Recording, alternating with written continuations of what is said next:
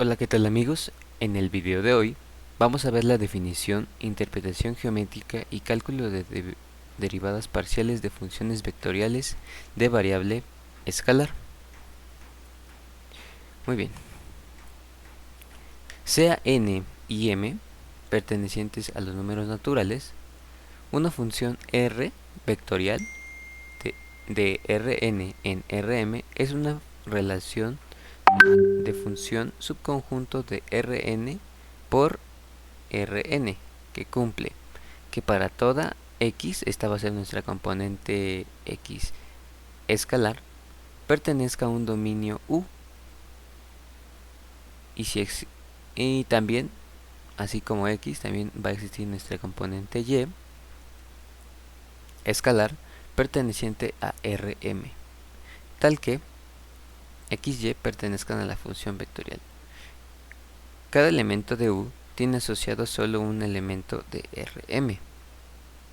El hecho de que f, nuestra función vectorial, sea una función de Rn en Rm se denota como que U es el subconjunto que va de Rn a Rm, donde U va a ser nuestro dominio de nuestra función vectorial y Rm va a ser nuestro codominio.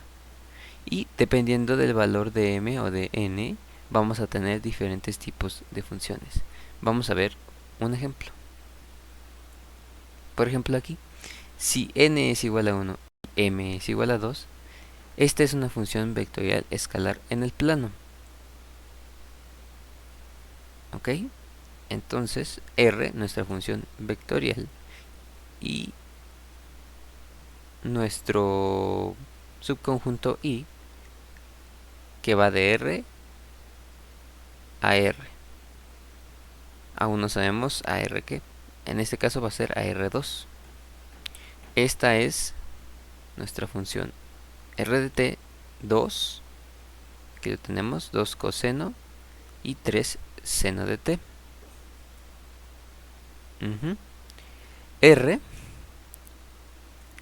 R, esta será nuestra función con componentes escalares.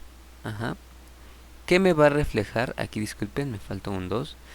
Aquí esta nos va a reflejar, este de aquí será nuestra función con componentes escalares que nos está reflejando un vector en R2. En este caso, esta es una curva plana. Otra cosa que debemos de saber, o que antes de profundizar más en el tema, es que la derivada ordinaria de una función, ¿qué es lo que nos representa? Nos representa la pendiente de una recta tangente.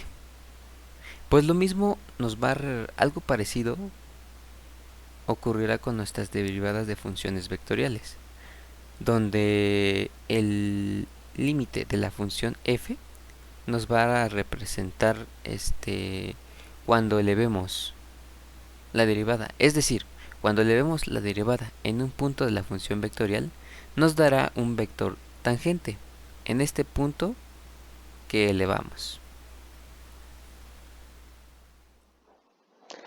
Las derivadas parciales. Tenemos aquí que sea la función f que va de Rn a R una función diferenciable. Entonces definimos la derivada parcial de f en la dirección xy en el punto x de la siguiente forma. En el límite vamos a evaluar en x1, x2, x3, etc. Y cuando aparezca la dirección xy le vamos a sumar h. A todas las demás no les vamos a sumar nada. Luego se va a restar el valor de la función de este punto y todo se va a dividir entre h, geográficamente que nos representa. En este ejemplo se puede ver que va de R2 a R la superficie. Esas derivadas nos representan las rectas tangentes en un punto. En este caso, esta recta X está alineada con el eje X y esta recta está alineada con el eje Y. La derivada parcial de funciones vectoriales, como pueden ver, es la misma definición, solo que esta vez la función f va de Rn a Rm. Y el límite, en vez de ser funciones de tipo escalar, ahora es de vectores, el límite, por lo tanto, va a terminar siendo un vector. Gráficamente va a ser un campo vectorial como por este ejemplo, en donde se observa el movimiento de muchas partículas alrededor del origen y podemos derivar parcialmente respecto a x y respecto a y, y nos darían las siguientes formas. Con respecto a x obtenemos la siguiente componente que crece en esta dirección y respecto a y se puede ver que crece de acuerdo a esta dirección. Curiosidades. Respecto a la historia de las derivadas parciales. La introducción de las derivadas parciales ocurrió años después del trabajo sobre el cálculo de Newton y Leibniz, en los cuales se establecían las bases acerca del mismo cálculo. Entre 1730 y 1760, Leonhard Euler y Jean Le Rond publicaron por separado varios artículos sobre dinámica, en los cuales establecieron gran parte de la teoría de las derivadas parciales, es decir, lo que contenían los distintos artículos publicados por estas dos personas en conjunto fue lo que conocemos a día de hoy como la teoría acerca de las derivadas parciales.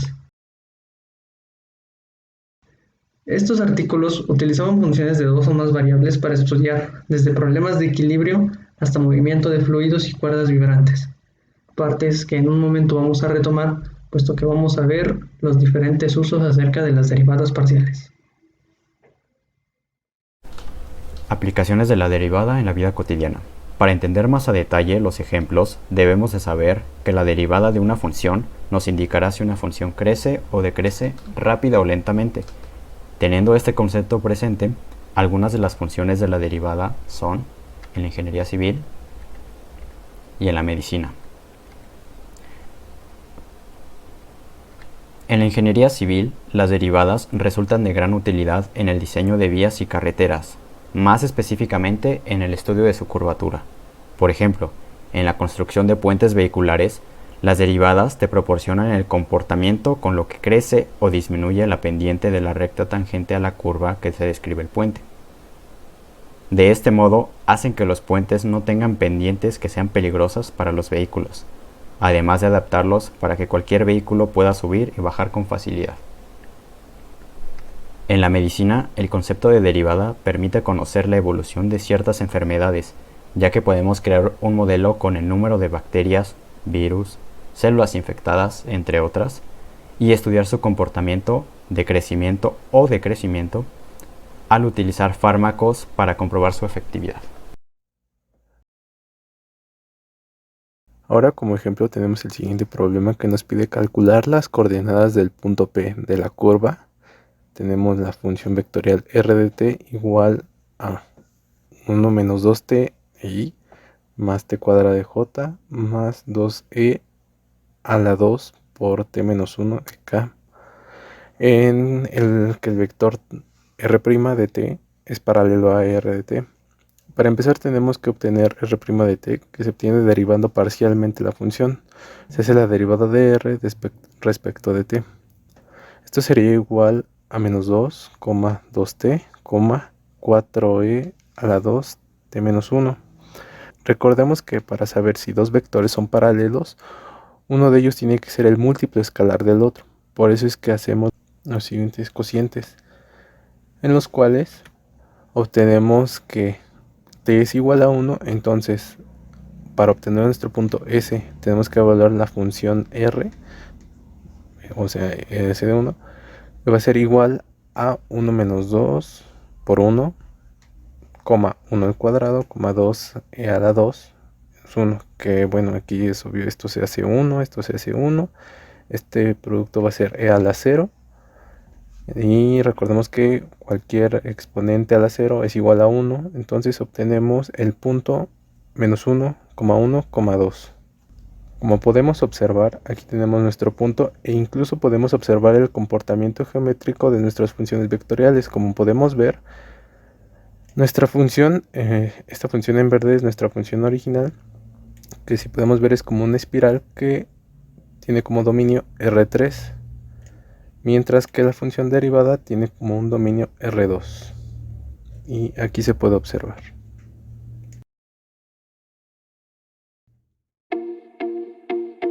¡Hey! ¡No te vayas todavía! Aquí tenemos más videos que te pueden gustar.